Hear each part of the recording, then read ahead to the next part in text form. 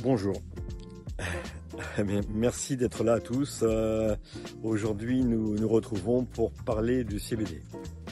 Avant de parler du CBD, bienvenue à ceux qui ne sont jamais venus voir les vidéos. Je me rappelle que je suis Patrick Durand, docteur vétérinaire depuis plus de 45 ans, pratiquant la naturopathie et les médecines alternatives depuis de nombreuses années. Et voilà pourquoi je vous demande, si cela vous agrée, de valider cette vidéo, soit en mettant un pouce, soit en faisant partager cette vidéo à vos amis.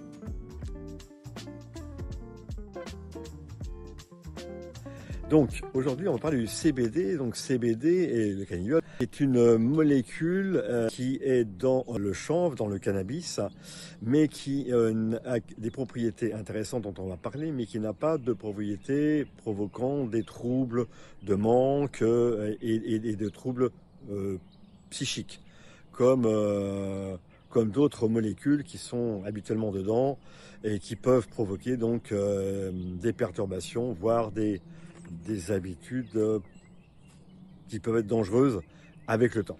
Alors je voulais d'abord vous préciser que les normes en ce qui concerne le CBD, donc c'est-à-dire le cannabidiol qui est contenu dans le cannabis, sont différentes d'un pays à l'autre. Et par exemple en Italie, on a moins d'exigences sur le taux de cannabidiol dedans, et donc on a des produits qui, semble-t-il, sont beaucoup moins efficaces, alors qu'en France, les normes sont assez strictes et on a des produits de grande qualité, sans qu'il y ait de THC derrière, qui puissent poser de problèmes pour la santé. Donc ceci est important, et personnellement, je reconnais ne pas être un grand prescripteur, si je puis dire, de CBD, mais j'utilise les services de petits exploitants qui sont plutôt en France, en particulier un qui se trouve dans le Tarn, qui se reconnaîtra et que vous pouvez retrouver éventuellement sur internet, bien sûr. Voilà. Alors, quelles sont les grandes propriétés du CBD? Eh bien, le CBD a un pouvoir antalgique, c'est-à-dire antidouleur, a un pouvoir anti-inflammatoire, donc enlever l'inflammation qui, elle, est génératrice de douleur, mais surtout agir sur les maladies chroniques, parce que l'inflammation crée des maladies chroniques qui sont difficiles à se débarrasser. Et puis, on verra aussi qu'il y a des effets quand même sur le fonctionnement du système nerveux par une activité importante dans le cadre d'anxiété et éventuellement anticonvulsivant. Alors, qu'est-ce qui est intéressant dans le cannabidiol, c'est qu'il n'y a pas d'effet psychoactif, ça c'est extrêmement important. Il n'y a pas d'effet enivrant et il n'y a pas d'effet addictif. Donc, même s'il est préférable de demander à un vétérinaire, avant d'en prescrire à votre animal, des conseils, sachez que si vous souhaitiez faire de vous-même un traitement avec du CBD, sans avoir de prescription ou de conseils avisés, il n'y a pas tellement de risques. Voilà. Après, le problème va être le problème du dosage, et souvent, avec l'huile de cannabidiol, le problème est souvent de trouver le bon dosage pour qu'il y ait une activité suffisamment intéressante sur votre animal. Personnellement, l'ayant essayé sur un de mes chiens, je peux vous dire qu'il a fallu que j'ajuste les dosages progressivement, car c'est pas toujours en fonction du poids, même si c'est conseillé en fonction du poids au départ et en fonction du pourcentage qu'il y a dans votre huile de chanvre, mais faut vraiment y aller tout doucement et voir ce qui se passe. Après aussi, peut dépendre du niveau de la maladie pour que ça soit efficace. Je dois dire que les retours que j'ai sur le CBD, personnellement, sont assez variables. Je dirais que ça manque de constance. Ceci étant, n'ayant pas en main tous les éléments pour savoir si le CBD qui a été utilisé était de bonne qualité ou pas, je préfère garder des réserves et vous dire que c'est l'expérience qui vous permettra de savoir si cela fonctionne. Maintenant, voyons un petit peu les activités. Alors, très souvent, on utilise dans les cas d'anxiété. Alors, par exemple, l'anxiété de séparation, qui est une pathologie fréquente chez nos amis nos amis les chiens en particulier, mais les chats aussi, et éventuellement les chevaux, les bruits forts qui peuvent perturber les animaux, les changements d'environnement, un déménagement, un voyage, un ameublement différent, enfin, tout ce qui peut perturber le côté casanier d'un animal peut être aidé par le CBD. On a aussi des réactions traumatiques, c'est-à-dire, moi j'ai eu des cas où les gens, suite à un incendie, à une attaque, par exemple un cambriolage, chose comme ça, ont donné du CBD avec quelques résultats pour apaiser leur chien. Ça c'est important. Sur l'autre plan neurologique, eh bien, on a constaté que dans les cas d'épilepsie, ça était intéressant. Alors, c'est pas intéressant comme anti-épileptique, mais ça permet de diminuer le nombre de crises. La fréquence des crises va être notablement diminuée. Ça va permettre de diminuer aussi la résistance aux médicaments, parce que souvent ce sont des barbituriques ou des dérivés du barbiturique, et le CBD permet de passer à un cran différent qui permet au barbiturique, sans complètement abattre l'animal, d'avoir un effet anticonvulsivant, antiépileptique important. Donc ça c'est bien. Et puis il y a quelque sorte une sorte de qualité de vie qui va être plus agréable pour l'animal, et évidemment pour l'humain de compagnie qui lui est toujours très inquiet par rapport à cette situation. Voilà, donc ça c'est quand même important. On a remarqué aussi qu'en cas de nausée, en cas de vomissement, on arrivait à avoir des effets intéressants avec le CBD, et donc automatiquement pour les transports, puisque c'est souvent le cas d'avoir des chiens qui ont des nausées, des vomissements pendant les transports. Alors ensuite, au niveau de la peau, on a constaté que le CBD avait la capacité à réduire l'inflammation au niveau de la peau. Donc dans les problèmes d'atopie, les problèmes de dermatose, dermatite, etc., il est toujours intéressant de donner du CBD, en particulier parce que ça va soulager le chien.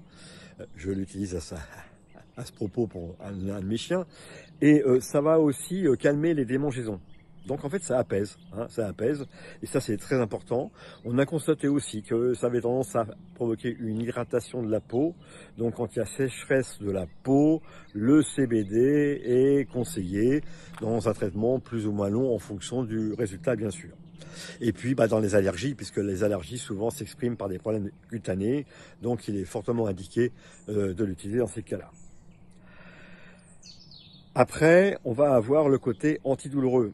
Et donc le côté antidouloureux, évidemment, ça va être tout ce qui est arthrose, tout ce qui est douleur articulaire, douleur musculaire, même douleur splanchnique, c'est-à-dire au niveau de l'abdomen. Il y aura toujours un apaisement. Il y a peut-être d'autres substances, d'autres produits naturels à base de plantes dont j'ai déjà parlé, qui ont de grandes efficacités, mais bon, le CBD sans danger peut être donné et peut apporter un grand soutien dans ce genre de choses.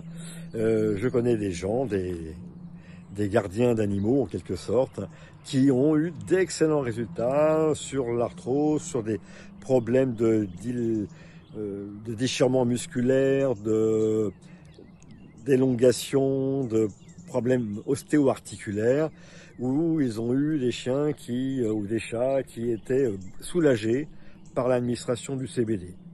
Donc, on peut toujours être tenté on peut toujours être tenté d'utiliser ce genre de produit comme le CBD. Excusez-moi. Voilà. Et puis alors, il y a d'autres choses qui peuvent être intéressantes.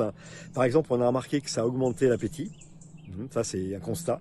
C'est pas constant, mais on l'a vu. Donc voilà, on peut toujours essayer pour ça. Les troubles du sommeil. Il y a des chiens qui ont des troubles du sommeil, et à ce moment-là, le CBD peut aider. En fait, c'est un peu les applications qu'il y a chez les humains. Le cancer. Alors, moi, personnellement, j'en ai pas l'expérience, puisque j'utilise d'autres thérapies, essentiellement la mycothérapie d'ailleurs, mais certains annoncent des résultats intéressants dans des cas de cancer, certainement par le fait de l'action anti-inflammatoire et antalgique, donc qui fait que l'état général va être amélioré, et à ce moment-là, évidemment, tout se passe mieux pour le malade et peut éventuellement apporter un grand soulagement. Bon, par contre, il y a quelques contre-indications. Les contre-indications, c'est évidemment les interactions médicamenteuses. C'est là où l'action d'un vétérinaire est intéressante parce qu'il y a des produits que l'on donne qui ne peuvent pas se donner en même temps que le CBD. Donc demandez quand même l'avis d'un confrère si vous avez un traitement qui est prolongé ou si votre animal est déjà sous un traitement particulier. Donc ça c'est important. Il y a des cas d'allergie. Ils sont rares mais ils ont été cités. Donc il est normal d'en parler.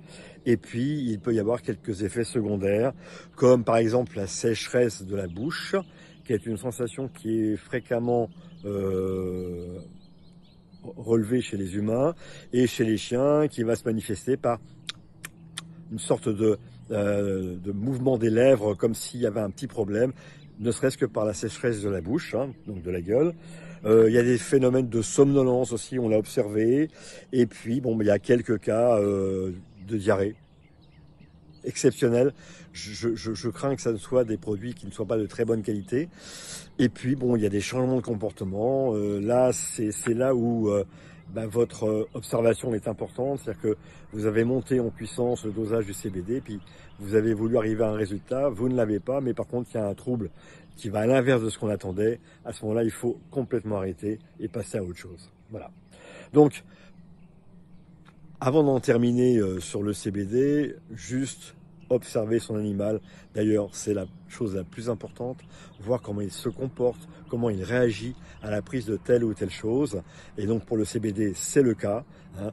Avoir un peu de distance, accepter que ça marche, formidable, mais accepter que ça ne marche pas, que ça ne fonctionne pas, et dire voilà, ça n'a pas été. Ne vous inquiétez pas, c'est valable pour le CBD comme pour d'autres produits d'origine végétale.